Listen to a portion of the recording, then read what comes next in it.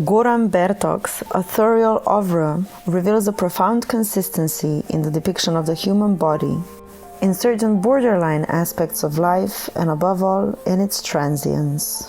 While focusing on the creation of stage scenes with motifs of unconventional sexual practices, especially from the field of sadomasochism as seen in his series Omen and Stigmata from his early period, he later turned to a more radical exploration of physicality. This soon led him to the ultimate theme, the physical death. He devoted much of his work to this topic, through direct visual confrontation with decaying bodies as seen in Post-Mortem and Visitors, as well as through the portraiture of those who experienced immediate proximity to death, as seen in his series Survivors.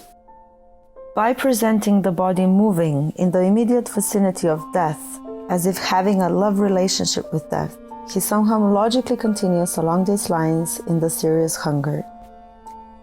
This series, however, is not about a classic duel between Eros and Thanatos, since there is not much room for Eros while Thanatos dominates, so we can only speak of the love of death as the ultimate essence of everything in the material realm. The contemporary consumer society fosters through media omnipresence the imperative of health, youth, power and beauty, and thereby further marginalizes aging, illness and death. With the advent of social networks, we became obsessed with our self-image and self-representation, and continuously transform our lives into a parallel world shaped by our ideas and desires. The symptom of the prevailing cultural and mental state is therefore an obsessive self-representation of youth, power and beauty on social media. To present ourselves, modern technologies offer us the possibility of endless experimentation, transformation and manipulation of our own image. Modern culture thus reproduces narcissistic, self-centered individuals who worship at the cult of health and a beautiful body. However, the Homo sapiens does not stop there. In the pursuit of happiness, a youthful appearance and health, it now seeks to acquire the ultimate holy grail, that is, immortality and eternal life. As individuals and as a society, we thereby strive for ideals that reject the inevitability of death.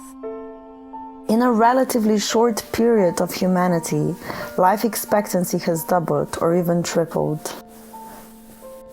We have virtually eradicated hunger and the plague, and the presence of death in our conceivable world and social reality is becoming marginalized.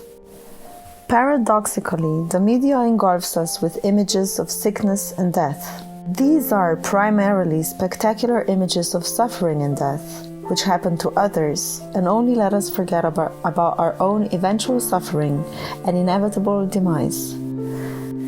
In contrast, Goran Bertok confronts us with those aspects of physicality, with manifestations and presentations of illness, death and ugliness, which the average contemporary user of social networks rejects. At the same time, we are faced on a personal, intimate level with the fleetingness of our own bodies, which are, after their physical death, doomed to become a dead piece of meat. This is reminiscent of the medieval images of the triumph of death that were intended to make it easier for people to cope with the inevitable and to feel some kind of reassurance in realizing their ultimate equality in the face of death. When confronting the works of Goran Bertok today, they may fill us with disgust and horror, but they are also telling us, memento mori. Bertok deals with the transience of the human body also in his latest series of works, this time, however, from a slightly different perspective. He introduces us to a tortured and exhausted, weary body, bearing the consequences of extreme physical and psychological experience of giving up food. Again, Bertok does not question the personal, psychological, or social motives and circumstances that brought the subject of his depiction into such a state. The artist compares the experience of anorexia with other borderline experiences, be it the so-called SM practices or the survival in the extreme conditions of concentration camps, which he has dealt with in his former projects and photographic series. Thus, the purpose of the project is not to document the phenomenon of a disorder or a disease, but rather to question the very nature of our physicality, our relationship to the emaciated body, and the pain that we presuppose or feel when looking at the proximity of death. In recent decades, we have been able to monitor the increasing trend of eating disorders and simultaneously the trend of a changing beauty ideal. In the social construction of a beautiful body, imperatives of slenderness, healthy diet, a sporty appearance began to prevail.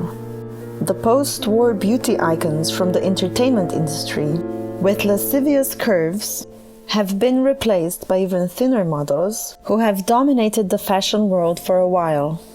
It seems, however, that this trend, which has been to a large extent a Western phenomenon, reached some kind of a symbolic turning point, and this happened precisely through photography. In 2007, the notorious Benetton photographer Oliviero Toscani shot the completely emaciated model Elizabeth Caro for the Nolita fashion campaign, who died the subsequent year as a consequence of weight loss. In the light of this case, eating disorders have suddenly become a frequent topic of public debate, exposing, for example, the correlations between the beauty and health criterions imposed by the media and the epidemic of eating disorders among young people. Anorexia has in a way become a metaphor for the ambivalence of the modern world, where at the same time there is an abundance and scarcity, as well as a metaphor for a world in which the ugly can suddenly become beautiful, and vice versa. Many depictions of tortured and suffering bodies are known in the history of art, notably in the Christian iconography of Christ and of male and female saints.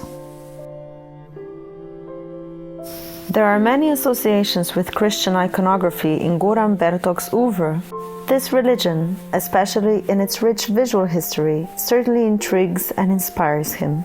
However, relations to Christianity can be found wherever artists thematize of faithful determination within one's body or the question of physicality in the sense of its finality. Thus, in his more recent project Hunger, contemporary eating disorders relate to the Christian phenomenon of the so-called Santa Anorexia in a broader sense, where the motives for fasting or conscious starvation are often associated with a mixture of spiritual and materialistic beliefs.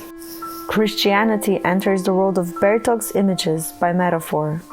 One might say that the image of the emaciated body is the image of the passion in the company of complacent narcissists, which halts our ambivalent feelings and thoughts before the one ultimate realization.